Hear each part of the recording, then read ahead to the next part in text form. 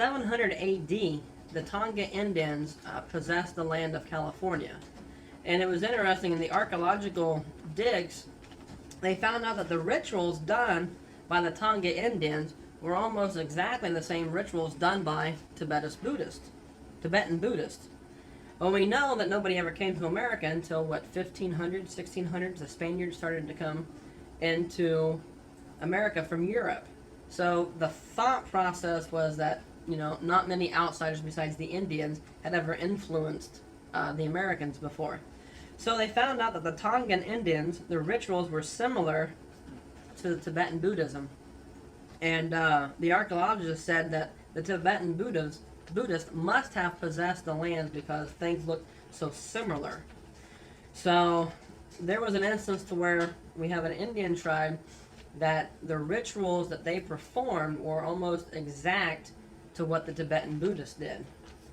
Now, coming forward quite a few years, let me see, up into this century, Helen Blavatsky, I think that's how I'm pronouncing her name right, Blavatsky, is the founder, president, whatever, of the Theosophical Society.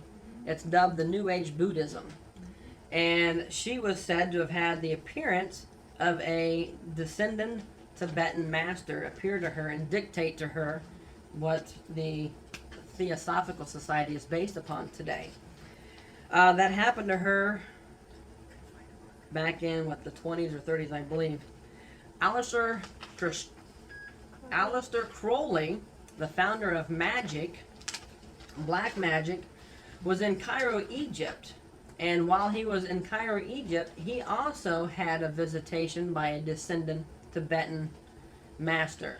And he dictated to him what is now called magic. He has tons of books out on tarot card reading.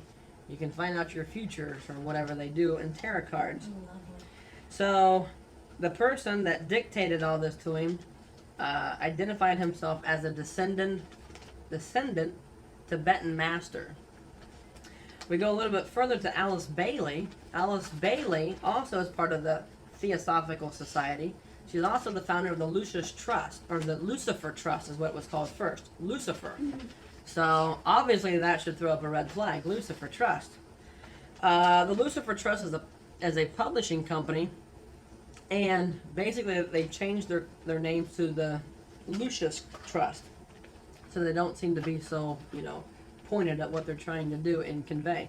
But they are the main publishing company for the UN, and the UN's goal for one world religion and one world dictatorship, they promote heavily.